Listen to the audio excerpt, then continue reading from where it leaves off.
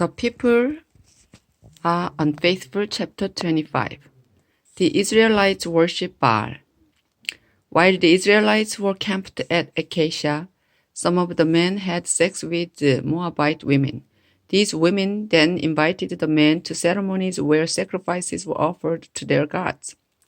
The men ate the meat from the sacrifices and worshipped the Moabite gods. The Lord was angry with Israel because they had worshipped the god Baal Peor. So he said to Moses, "Take the Israelite leaders who are responsible for this and have them killed in front of my sacred tent, where everyone can see. Perhaps then I will stop being angry with the Israelites." Moses told Israel's officials, "Each of you must put to death any of your men who worshipped Baal." Later, Moses and the people were at the sacred tent, crying, when one of the Israelite men brought a Midianite woman to meet his family. Phinehas, the grandson of Aaron the priest, saw the couple and left the crowd. He found the spear and followed the man into his tent, where he ran the spear through the man and into the woman's stomach. The Lord immediately stopped punishing Israel with a deadly disease. But 24,000 Israelites had already died.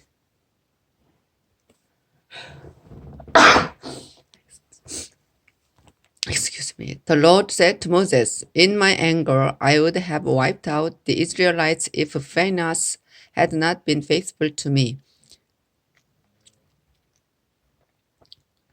But instead of punishing them, I forgave them. So because of the loyalty that Phinehas showed, I solemnly promise that he and his descendants will always be my priests."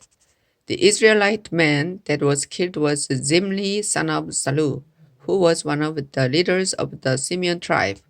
And the Midianite woman killed with him was Cosbi, the daughter of a Midianite clan leader named Zur.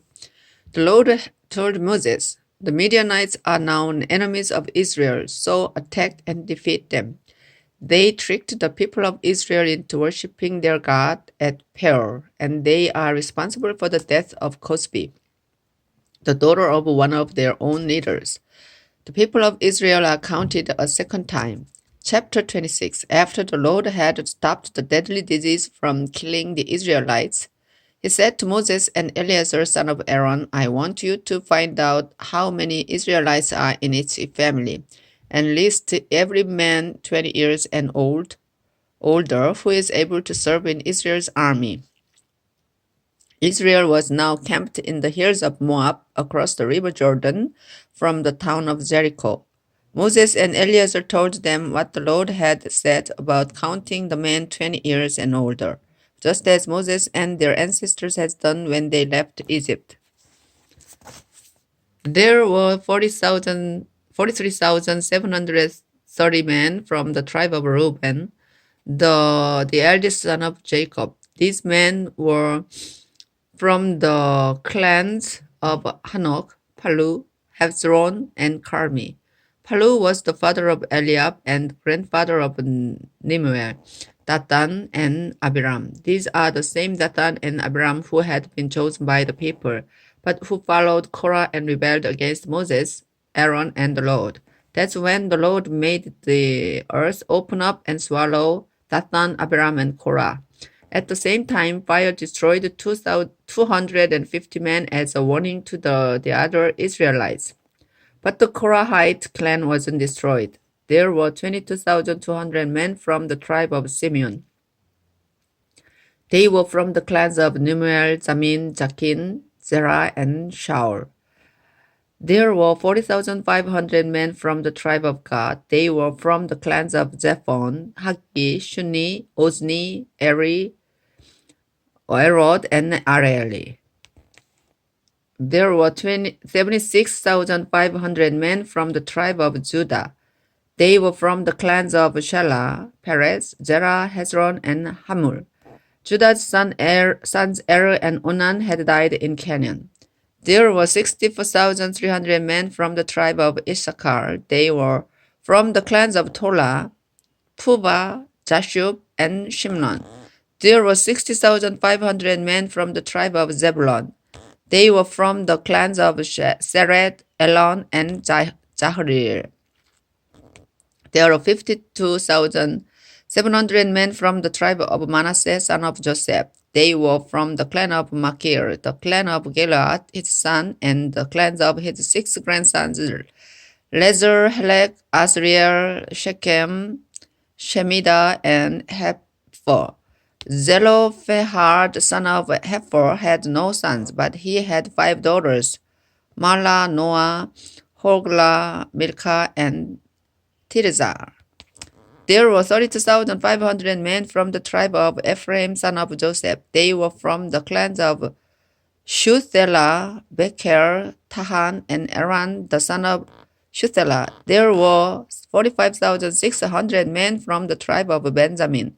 They were from the clans of Bela, Ashbel, Ahiram, Shepham, Hupham, as well as from Ard and Naaman, the 2 sons of Bela. There were 64,400 men from the tribe of Dan. They were all from the clan of Shuham.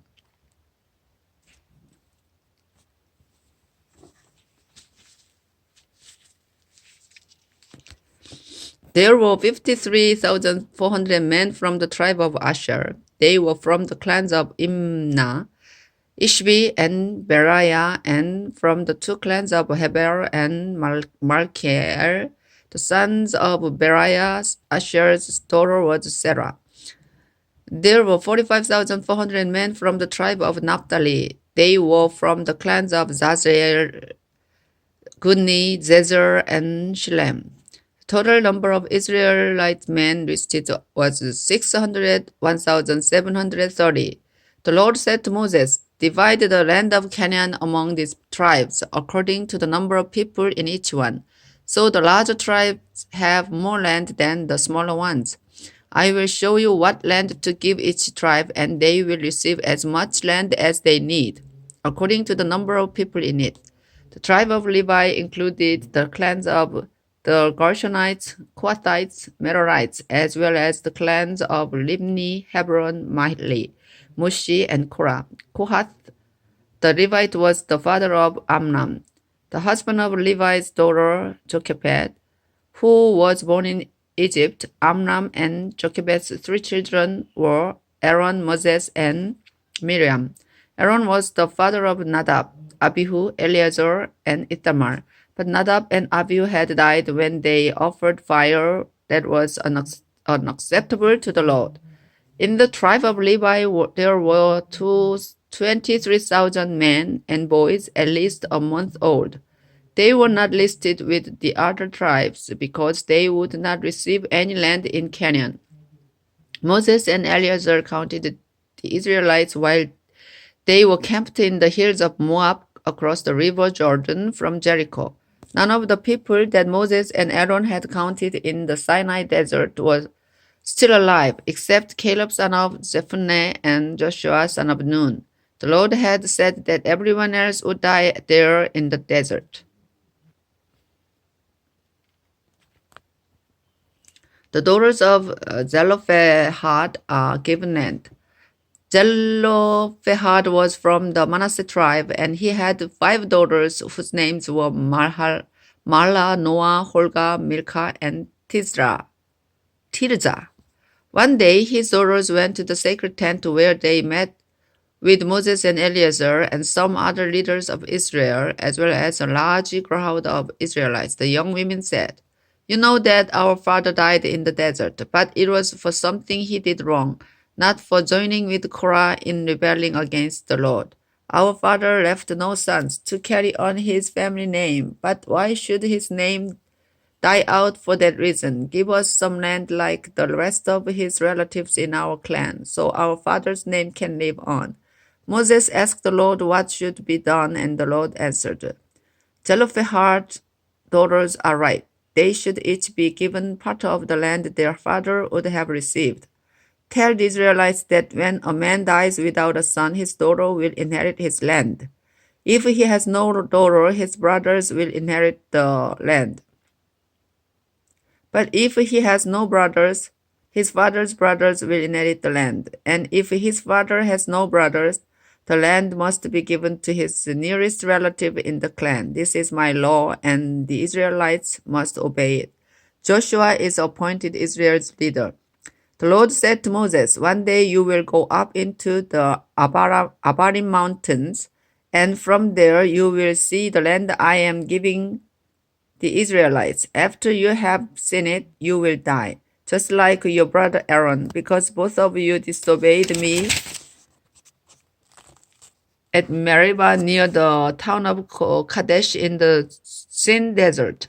When the Israelites inserted me there, you didn't believe in my holy power." Moses replied, "You are the Lord God, and you know what is in everyone's heart. So I ask you to appoint a leader for Israel. Your people need someone to lead them into battle, or else they will be like sheep wandering around without a shepherd." The Lord answered, "Joshua son of Nun can do the job. Place your hands on him to show that he is the one to take your place. Then go with him and make him stand in front of Eleazar the priest and the Israelites. Appoint Joshua as their new leader and tell them they must now obey him just as they obey you. But Joshua must depend on Eleazar to find out from me what I want him to do as he leads Israel into battle." Moses followed the Lord's instructions and took Joshua to Eleazar and the people. Then he placed his hands on Joshua and appointed him Israel's leader.